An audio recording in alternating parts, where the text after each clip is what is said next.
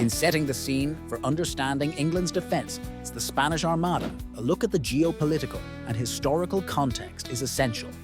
This context refers to the power dynamics, alliances, and conflicts that defined late 16th century Europe, particularly the growing tension between Protestant England and Catholic Spain. During this period, Spain, under King Philip II, was the most formidable maritime power in Europe, with ambitions of restoring Catholic dominance in Protestant regions, while England, under Queen Elizabeth I, was emerging as a naval force with a vested interest in protecting its sovereignty and expanding its influence. The significance of the geopolitical and historical context is immense, as it lays the groundwork for understanding why the Spanish Armada set sail and the strategic decisions made by England in response. For England, the Armada was not just an external threat, but a catalyst that galvanized national unity and innovation in naval strategies. The context of religious conflict also increased the stakes, making victory a matter of national and ideological survival. One example illustrating this point is the Anglo-Spanish conflict over the control of the Netherlands, where England supported Protestant rebels against Spanish rule. This conflict was a precursor to the larger clash at sea. Another example is the alliances formed by England with other Protestant entities in Europe, which helped forge a network of intelligence and military support against Catholic Spain. Historians and military experts often argue that England's ability to exploit unfavorable weather conditions and their innovative use of naval tactics, such as the use of fireships, were influenced by their understanding of the broader historical and geopolitical landscape. These factors were not just tactical choices, but responses to larger forces at play. However, there are alternative viewpoints regarding the effectiveness of these strategies. Some scholars argue that Spain's defeat was largely due to luck, such as severe storms, rather than strategic brilliance on England's part. Others contend that internal Spanish issues, such as overextended resources and logistical miscalculations, played a significant role. This geopolitical and historical context interconnects with other aspects of England's defense, such as the technological and tactical innovations employed during the Armada's invasion attempt. It helps explain why certain strategies were developed and provides insight into the broader consequences of the conflict, including the shift in naval power from Spain to England.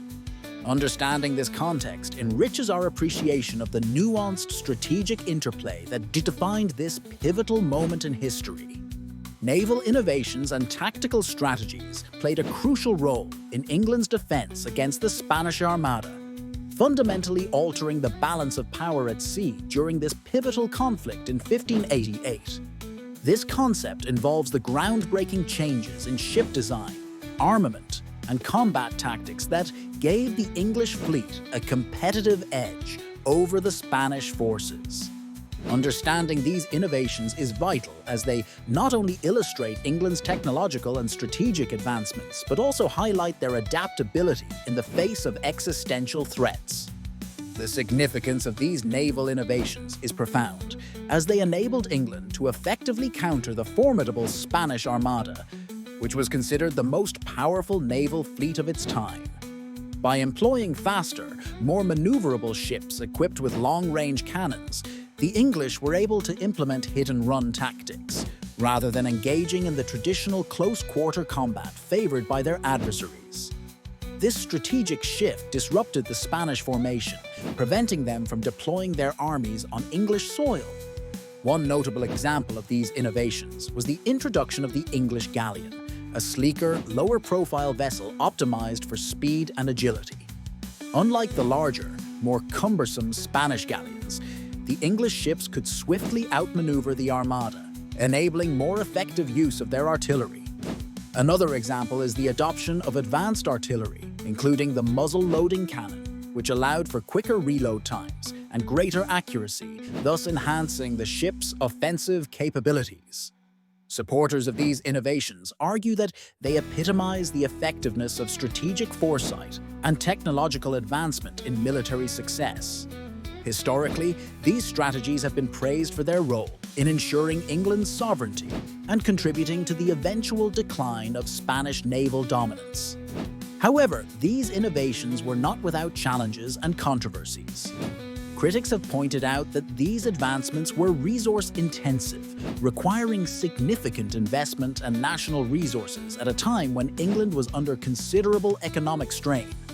Furthermore, there was considerable debate about the risks involved in adopting such untested tactics against an enemy as formidable as the Spanish Armada. The influence of these naval innovations and tactical strategies was far-reaching, as they laid the groundwork for future naval warfare and underscored the importance of flexibility and innovation in military strategy. Their success not only established England as a rising naval power, but also demonstrated how strategic and technological advances could redefine the parameters of warfare. This interplay between innovation and strategy during the defense against the Spanish Armada continues to be a vital reference point in military history and tactics.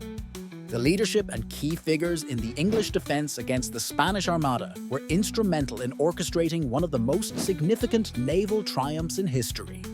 Central to this effort were individuals like Sir Francis Drake and Lord Charles Howard, who played pivotal roles in strategizing and executing England's defense. Leadership in this context involved not only strategic military thinking and tactics, but also the ability to ensure and maintain the morale of the English forces in the face of a formidable adversary. The significance of leadership during the Armada's attack cannot be overstated. It was the decisive actions and innovative strategies employed by these leaders that contributed to England's unexpected victory against the Spanish fleet, which was then considered the most powerful navy in the world. Without strong leadership, the English may not have capitalized on their home advantage and utilized their smaller, more maneuverable ships so effectively against the cumbersome galleons of Spain. A prime example illustrating the importance of leadership was Sir Francis Drake's daring nighttime raid on the Spanish fleet at Cadiz in 1581, famously called the singeing of the King of Spain's beard. This preemptive strike delayed the Armada's launch and bought precious time for England to prepare its defences. Another critical moment was Lord Howard's decision to use fireships against the Spanish fleet when it was anchored off Calais, causing panic and disorder within their ranks. These tactics exemplified bold and adaptive leadership that turned the tide in England's favour. Many historians view the leadership evident in this campaign as the embodiment of England's characteristically innovative and daring approach to naval warfare. The devotion and tenacity of these leaders not only secured a crucial military victory, but also solidified England's status as a burgeoning naval power, paving the way for future exploration and colonial expansion. However, the leadership during the Spanish Armada's confrontation was not without controversy. Some criticized the perceived recklessness of certain maneuvers, arguing that they could have easily resulted in catastrophic failure. Additionally, there was debate over the allocation of resources and the roles played by less publicized figures in the campaign.